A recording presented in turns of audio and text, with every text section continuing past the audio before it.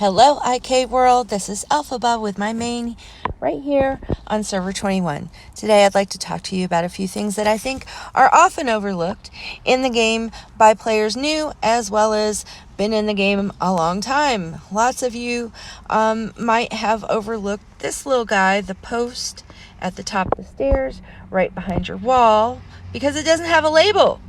So why would you click it? Well, when you click it, it shows you all the capitals and the cities and which alliance holds what, as well as your king. We don't have one right now because we just finished Frostborn and we were too busy to get a king, but we normally have one. But the really cool thing is I can check at each capital and see what orders might be running, and those orders give me buffs if I put my castle in that capital's province. I can also see what official positions are available, and if one's open, I can ask for one to get that buff. Now, there's an important distinction. The orders, you have to have your castle in the province of that capital to use that buff.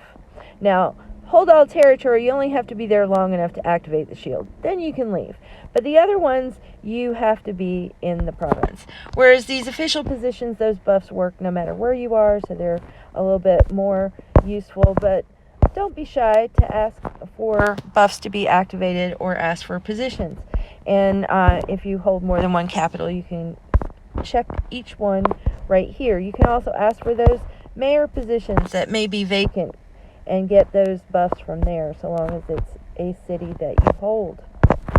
And I think the one that's the most overlooked are the ones that the king can give, because they also have official positions that they can give out and orders that they can activate. So don't be shy. Ask for those buffs. Another thing is, speaking of those orders that require you to be in a province, is how to use this map more efficiently.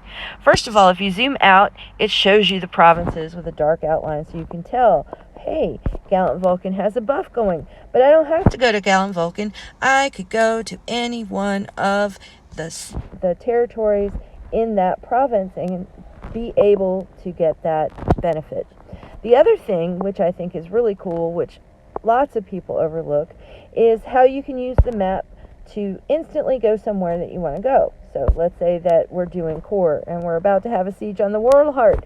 Well, I can click on the World Heart, and then up here in the upper left-hand corner, the thing that people overlook is right next to those coordinates is that little icon that I can click, and instantly I'm at the World Heart. So you can use this to go all over the map, wherever you want to go. Just click, and then click on that icon next to the coordinates, and right immediately you are there. So that's pretty cool. Another thing that comes up a lot is people are constantly asking, when does this happen? What are the features of this event? How does that work for this event? Well, using your calendar. Calendar doesn't just tell you when it's going to happen. It also tells you all the kinds of information about the event if you click it. And the thing that more people forget about is to scroll. There's more at the bottom, and there's more to the right. And just because it looks empty doesn't mean there's not more to the right. Scroll. It's probably hiding down there at the bottom.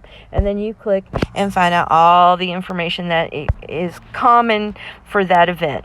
Now, if you need like insider tips, well, yeah, ask about that. But the basics about the event are right here at your fingertips.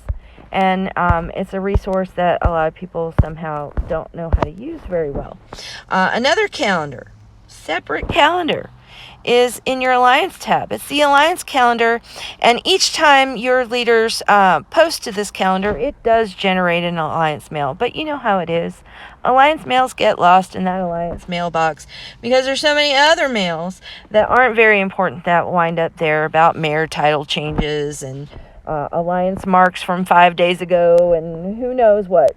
But if your Alliance uses this calendar, it makes it really easy to find out what's going on because it's all in one place and just a click away to see what they want you to know about. So they're reminding us about KE on this day, and on that one doesn't have anything because it doesn't have a little mark in the corner.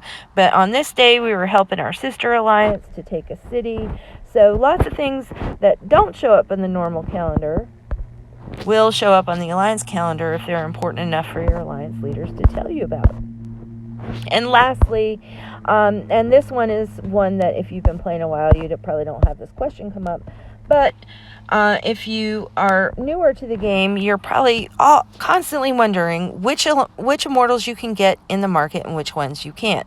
And which ones you can only get for gems and which ones you can often get for soulstones. So this little icon with a notepad up near where it says market, if you click it, every immortal that you could possibly get at some point in the market is listed in this screen.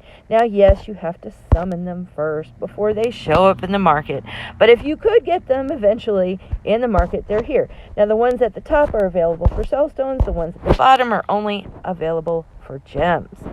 And you can see I've never bought any of those, but I have summoned pretty much everybody else. So you can easily answer the question, who's available in the market, for yourself by just clicking that little button. And those are my often overlooked tips, and I hope you've learned something no matter how long you've been playing the game. Thanks so much for listening. Have a great day.